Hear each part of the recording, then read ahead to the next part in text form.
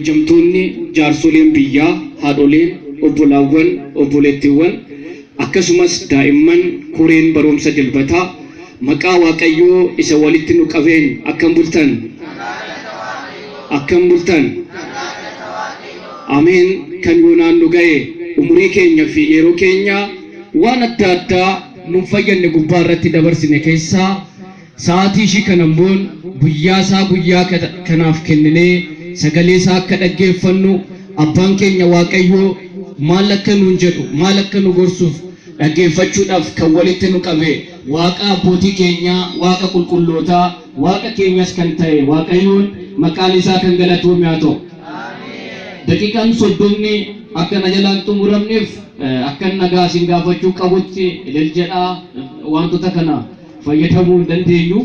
Kanaafuu dafnee wangeelaa Maatiyos boqonnaa 25 gubbaa irratti wanti gooftaan keenya Yesuus Kiristoos jedhe tokko jira.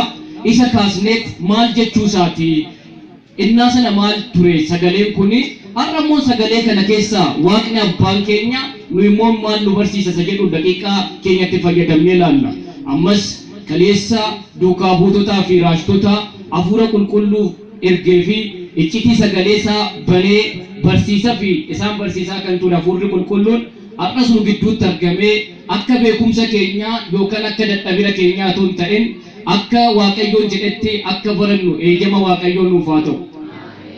Tarii kitaabichuma innaan isin dubbisu yoo dhaggeeffattan irraa hubachuu dandeessu. Akkas jedha wangeelli Maatiyos boqonnaan 25. Yommuu sana mootummaan Waaqaa mimmiidhagdoota 10 ibsaa isaanii qabatanii misiricha simachuuf fakkaatti. Mimmiidhagdoota meeqa? 10. Isaan keessayyis 5 abshaala yoo ta'an 5 immoo gowwaa turan. 5 maal turan? 5. Warreen gowwaan ibsaa isaanii qabatanii zayita ibsaa garuu hin qabanne ture. Warreen abshaalonni garuu ibsaa isaanii qabatanii zayita ibsichaas uffoo isaaniitti qabatanii turan. Misirichi gaafa turu hunduu hirriba isaan jechisiisnan irrafan. Maal isaan jechisiisnan? Halkan walakkaa yommuu ta'u misirichi dhufee simachuuf baa sagaleen jedhu bocni uumame. Yommuu sana mimmiidhagdoonni sun ka'anii tungoo isaanii qopheeffatan. Warreen gowwaan warreen abshaalatiin ibsaan keenya nu jalaa baduuf waan ta'eef zayita keessan irraa muraasa nu kennaa jedhanii. Warreen abshaalonni garuu nuufis isiniifis tarii ga'uu yoo baate yoo barbaaddan iddootti gurguramu deematii bitadhaa jedhanii. Warreen gowwaan yommuu bitachuu deeman misirichi dhufnaan warreen qophaa'an seenanii warreen kaanitti balbalichi cufame. Balbalichi maal ta'e? Balbalichi maal ta'e? Akka nutti hin cufamne Waaqayyoon nu gargaaru. Kun yommuu gooftaan keenya Yesuus Kiristoos Israa'el keessa naanna'ee barsiisaa ture fakkeenya fudhateedha. Yommuu barsiisu akkas jedheen fakkeenya fudhate. Gooftaan keenya Yesuus Kiristoos yommuu haadha keenya qulqulleettii dubaroo Maariyaam irraa dhalatee ture sana in barsiisa ture. Maal godha ture? Yeroo barsiisummoon fakkeenya fudhata. Fakkeenya fudhachuun baroomsicha akkamitti fataa? Wanti nani dubbachaa jiru, wanti nani isaanitti himaa jiru uummanni fudhachaa jira. Sabni koo galaafii jira. Abbaa akkanaa barsiisaa akkanaa waan ta'eef Israa'el keessa deemee warreen qotee bulaa yeroo barsiisu akkas jedhaan. Namicha tokkotu sanyii facaasuudhaa bahee yommuu facaasu sanyiin facaasaa ture keessaa tokko qoree keessatti buutee tokko daandii gubbaatti bu'ee tokko iddoo sirriitti bu'ee jedhaan. Maalidhaaf yoo jedhame Israa'el keessatti qotee bulaan waan jiruuf fakkeenya kalaan akka galuufidha. Israa'el keessatti immoo daldaltoonni naggaadeen waan jiranuufu namicha tokkotu warqii tokko gurguruudhaaf jedheettuma. Fakkeenyi kanaaf sagalee Waaqayyoo faana jirtu. Amma waan sargii kaasee itti bee waa'ee mootummaa Waaqayyoo barsiisaa jira. Inni guddaan gooftaan keenya Yesuus Kiristoos kan itti himaa ture waa'ee mootummaa Waaqayyooti. Waa'ee maalitti? Kaayyoo guddaan kitaabni qulqulluu akkamitti mootummaa Waaqayyoo kan argannaadha. Akkamitti jireenya bara baraa kan argannaadha. Isa akka argannu Waaqayyoon nu gargaaru. Amma mootummaan kun maal fakkaatti isa jedhu sargii fudhatee itti bee namni sargii hin beekne Israa'el keessa jiru. As keessa jira. Eenyumtu aadaan kamtu akka aadaa isaatiitti aadaa sargii hin qaba, cidha hin qaba. Yeroon kun surumaa yeroo sargiiti miti. Iddaa biyyi Xoobiti sargii meeqa dhaqxan? Tokko yookaan lama sadii. Nanne? Itti fufaa jira ammas. Gooftaan keenya Yesuus Kiristoos kana fudhatee itti hime. Mootummaan Waaqaa mimmiidhagdoota 10 kan dhaabbatanii misirroo dhufee misirroo ishii dubartii fudhachuudhaaf akka dhufeetti fakkeessee itti hime. Misirroota kan eegaa jiran mimmiidhagdoota 10 fakkaatti jedhan. 10 kan ammoo bakka lamatti ture. Sagalee Waaqayyoo faana jirtu. 5 abshaala turanii 5 immoo gowwaadha turanii jedhetti. Maaltu 5 abshaala jechisiise 5 immoo gowwaa jechisiise yoo jedhame ibsaa qabatanii jiru warri gowwaa. Akka ibsaan sun immoo ifu kan taasisu waan keessatti naqamee ifni akka dhufu kan godhu immoo isan qabanne. Aadaa keenya maalinni kurraazii qabatanii kurraazii jechuun isa jala jiru maalin isa qabatanii kirriis qabatanii gaazin keessa jiru jechuudha. Inni gowwaan warri gowwaa kana qabatanii dhaabbatu akkanuma. Isaan sun immoo aadaa keenyan isa gaazii jennu sana qabatanii surumaayyuu ubboo biraatti yoo tarii nu jalaa dhume misirroon akkuma beekamu hin tura miti. Ina aartaniin beektanii mushurroonni dhufuu dhiisanii nuti kaan eeggalla hojii biraan qabnu namoonni jedhan jiru. Mana sargii deemanii mana isaanii ijaaruudhaa jenneeti mana keenya diignaa jedha namni tokko naare achi mana sargiitti. Sagalee Waaqayyoo faana jirtu. Mushurraan hin tura. Tureen nama rakkisa yeroo hundaa. Isaan kun warri abshaalli kun zayita isaanii zayita jedhama Israa'eliin. Nu biratti zayitiin isa waxiif itti fayyadamnu gaazii jechaa jiru.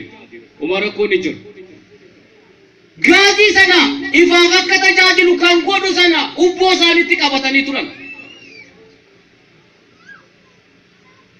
Yeroodhaan booda misirroon sun hin ture. Hundumtuun dadhabanii irrimni isaan jennaan hin muganii jedha. Jechi ishiin kun kan jirtu Wangeela Maatiyos boqonnaa 25 lakkoofsa 5 gubbaa jirti. Mata dureen barumsa keenyaa kan irratti xiyyeeffannu ishii kanaati. Irrimni isaan jennaan mugan. Mee hundumti keessanuu nu wajjin jedha. Irrimni isaan jennaan mugan. Akka dammaqnu Waaqayyoon nu gargaaru. Warra abshaalonni yoo tarii boodallee nu jalaa dhume jedhanii gaafa qabatan warri dadhabdoonni warri gowwaan akkanumaan kana qabatanii taa'aa turan. Kitaabicha akka nutti himutti yeroodhaaf waan muraasa keessaa qabu. Wanti muraasni sun garuu amma misirroon dhufutti kan isaan gargaaru miti. Kurnanuu misirroon sun turraan irrafan. Wantu bachaa deemu daqiiqaan keenya muraasa waan ta'eef otoon turin hima ijoo keessaa baasna. Gooftaan keenya Yesuus Kiristoos hin dhufa. Hin dhufa moo hin dhufu? Hin dhufa moo hin dhufu? Ilaa gaafa Isaayyaas fa'aa durbeen durbummaadhaan ulfooftee durbummaadhaan deessi gaafa jedhan sobatti fakkaataa too jiranu raajiin kun raawwatamee dhalatee boon dhalan. Dhalatee boon dhalan. Gaafa addunyaa fayyisuudhaaf du'ee boolla keessa seenes inkaa jedhamee Daawit fa'aa dubbatanii akka barsiisan keenya sila barsiisaa turan namoonni kaan garuu inkaasa jedhame utuma sobatti fakkaatee ganuu inka'ee boon kaan. Inka'ee boon kaan. Nuti jara kanarraa barachuu qabna. Innaan dhalatu sana nuti hin turre fooniin. Amma innaa dhufaatii isaatii qophaatii jiraadhaa. Akka wangeelatti deddeebi'aa. Gaafa bataskaanni jettu namni tokko tokko soba kan itti fakkaatu jira akkuma jara sana akka akkasitti taane Waaqayyoon nu haa gargaaru. Inni dhufa garuu abshaalummaa keenya barbaada. Maal barbaada? Abshaalummaa keenya barbaada. Abshaalummaa jechuun isa magaala keessatti deemnu isaa miti. Abshaalummaa jechuun warreen fakkeenya kana keessatti abshaala jedhaman waan barbaachisaa ta'e qabatanii qophaa'anii misirroo sana eegaa turan. Akka jara sanaa qophaatii jiraadha.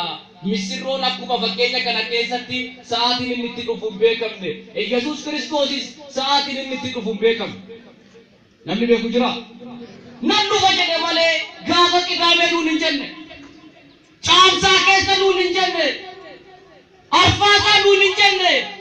Garuu wangeela Yohaannis boqonnaa 14 gubbaa irratti bakka inni jiru sana isinis akka jiraattan dhufee tanan isin fudhadha nuun jedhe. Isinis maal akka taatan? Maqaan Waaqayyoo kan galatoof yaatu. Iddoon inni jiru jireenya bara baraa akka jiraattan. Addunyaa kana keessatti falli hin jiru. Maaltu hin jiru? Ilaali. Fayyisaan akka isaa hin jiru. Fayyisaan akka isaa jira.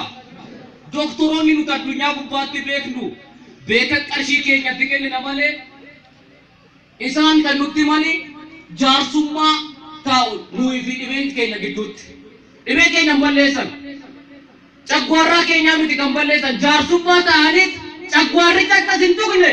Ati kana nyaatinii nu jedhe dhugaadha bosoom. Cagwaarraa nurraa balleessu hin balleessan. Jaarsummaa ta'anii cagwaarraa faana walitti nu waraabsu. Jaarsummaa ta'anii sukkaara faana walitti nu waraabsu. Innis hin tuqu ati isan tuqin jechuudha kana jechuun. Maal isin jedhu isin adeemtan akkana jedhu miti. Kana nyaatinii daangaa isaan darbinii ati maa kana nyaattaa? Ati maa buna dhugdaa? Yoo ati isa tuquu baatte inni sin tuqu jedhee jaarsummaa taa'ee nu waraabsa. Addunyaan akkana furmaan addunyaa Yesuus Kiristoos dhibee keenya balleessa. Maqaan isaa kan galatoome haa ta'u. Inni kan galateeffadha.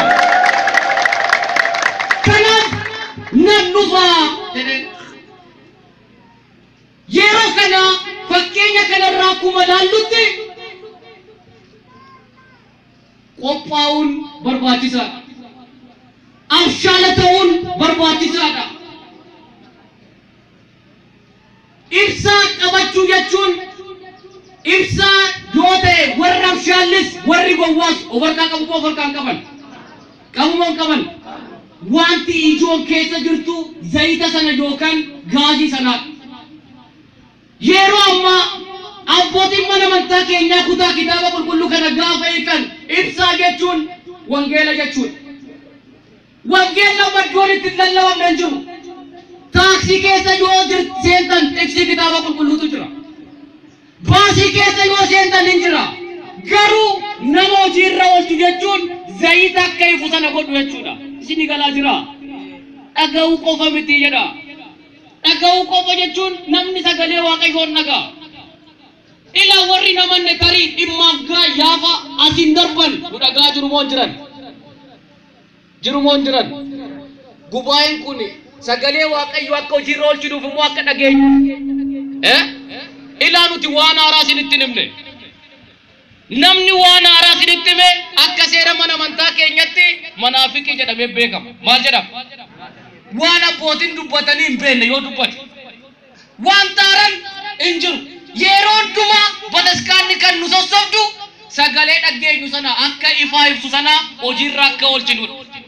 Wangeela Maatiyos boqonnaa 5 gubbaa irratti gooftaan keenya Yesuus Kiristoos akkas jedhan duukaa buutotaaf ibsaan keessan nama fuulduratti haifuu jedhan maaltu keessan ibsaan keessan haifuu kiristaana jechuun ibsaa jechuudha safara jiraatu keessatti in ibsa akkamitti ibsa hojii waaqayyoo sagaleerraa oolcha akkamitti fakkeenyaaf sobaan ragaan bahee kan jedhu jira moo jiru achi abbaan eebeluu dhufee maaloo kootuti ati sirraa kan ergamu arge qofa jechuudha kootuu jedha akkana isin jedhanii beekanii maal rakkoo qaba arge jettee baatudha gaafii baay'ee sin gaafatu anis achiin namatti ergee imeen jira akka inni gaafii baay'ee sin gaafanne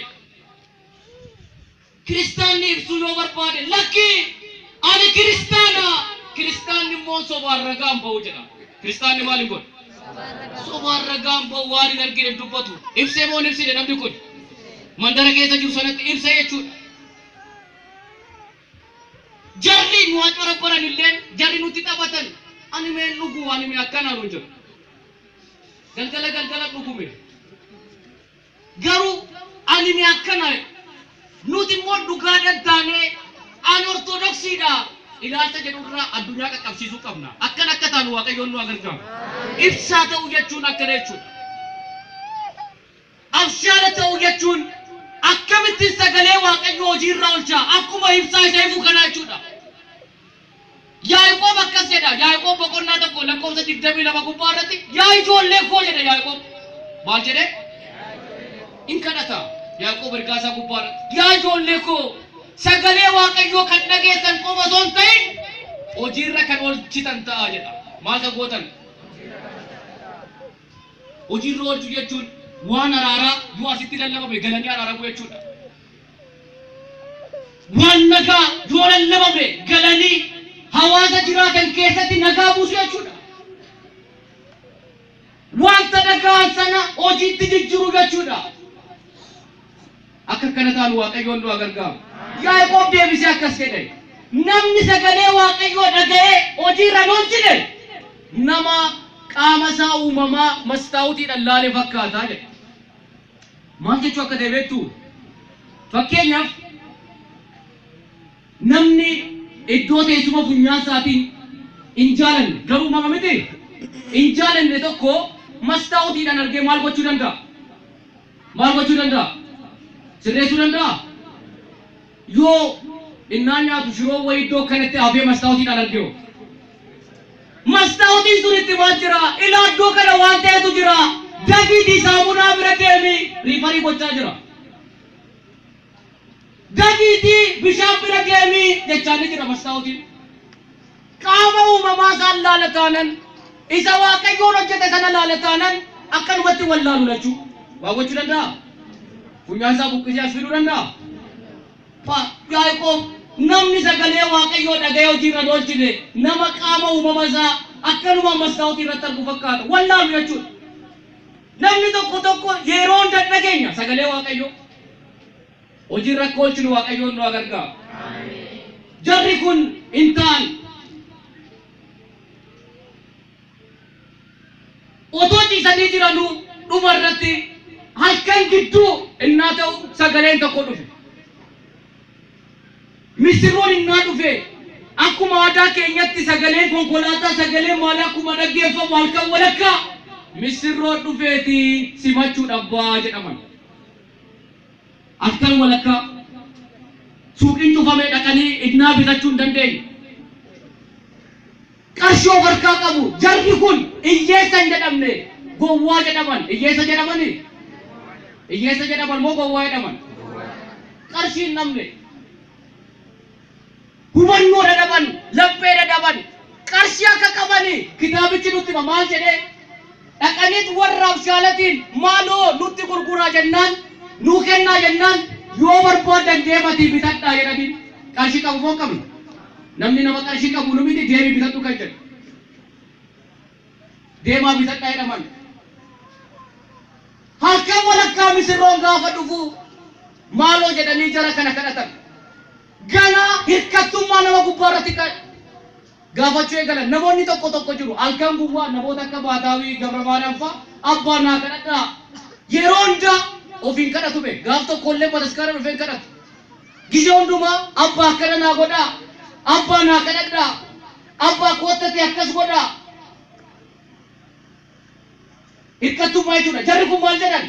Zayitii keessan nuu kennaa jedhanii nama biraa hirkattummaa deeman. Sana akka walakkaa sa'aatii homaa gochuu hin dandeenye. Fakkeenyi inni kun maa barreeffame jennaan wangeela Yohaannis boqonnaa 9 gubbaan nuufis jira. Halkan homaa gochuun itti hin danda'amne dhufti jedha. Mee dhufti keessa jireedha. Halkan homaa gochuun itti hin danda'amne dhufti. Maal jechuu akka deebi'ettu nan araarama jettanii guyyaan araaramuu itti hin dandeessanii dhufa. Namni harki isaa hidhamee saaxinii keessa seennan mismaarri itti rukunnamnaan ka'een abbaa bira dhaqee nissaa gala jechuu danda'a. Dhaqeen qabeenya beluu deebisee jechuu danda'a. Dhaqeen abbaa beluu faana araarama jechuu danda'a. Kana kitaabni qulqulluun gaafa nutti himu halkan homaatti hojjechuun hin danda'amne dhufti. Otoo guyyaan jiru, otoo ifti jiru hojjedhaa nuun jedha kitaabni qulqulluun. Isin sodaachisuu fi miti. Akka kana taanu Waaqayyoon nu gargaaru. Jarri halkan walakkaa ka'anii sa'aatii suuqii cufametti sa'aatii namni isaan gargaaruu hin dandeenye hirkatummaa nama bira deeman. Isaan sun immoo nabshaala. Nuti maal goonaa? Tarii yoo zayita kana asitti sirre yookaan isiniifis hin ta'u nuufis hin ta'u. Kanaafuu deematii bitadhaa jedhan. Innaa isaan bitachuu deeman misirroon asii dhufu. Akka kana taane Waaqayyoon nu gargaaru. Inseenee balballitti cufame. Amma dhufanii homaa gochuun hin danda'amu. Qiddaasee gubbaa irratti yoo dhaggeeffattan innaa sana boo'ichatu ta'a. Boo'icha hin fayyanne. Boo'icha maal hin taane? Iyyatu ta'a. Iyya hin fayyanne. Kadhannaatu ta'a. Kadhannaa hin fayyanne. Sa'aatiin sun raawwatame jechuudha. Akka kana taane Waaqayyoon nu gargaaru. Gowwaa fi abshaala jedhaman. Kitaabni qulqulluun dadhabaa gowwaasa jedhu kana dadhabaan akka kitaaba qulqulluutti nama qormaata 10 keessaa 0 fidee miti. Nama fiiziksii hin dandeenye miti. Nama herreega hin dandeenye miti. Dadhabaa jettee jedhu gooftaan keenya Yesuus Kiristoos wangeela Maatiyos boqonnaa 7 ishii kana isinitti himeen barumsa keenya raawwanna. Waaqayyoon ammas nu wajjin haa ta'u. Wangeela Maatiyos boqonnaa 7 lakkoofsa 24 irratti gooftaan keenya Yesuus Kiristoos akkas jedha.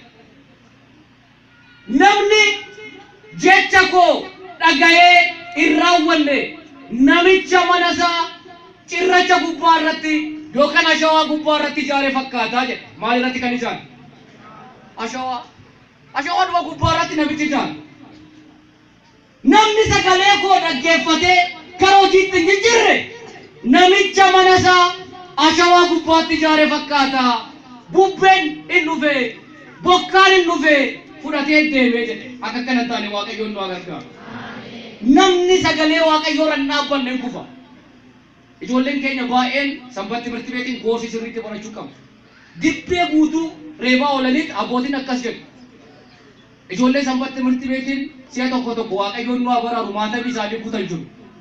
Asitti hin jenne iddoo biraatti. Eessatti hin jenne?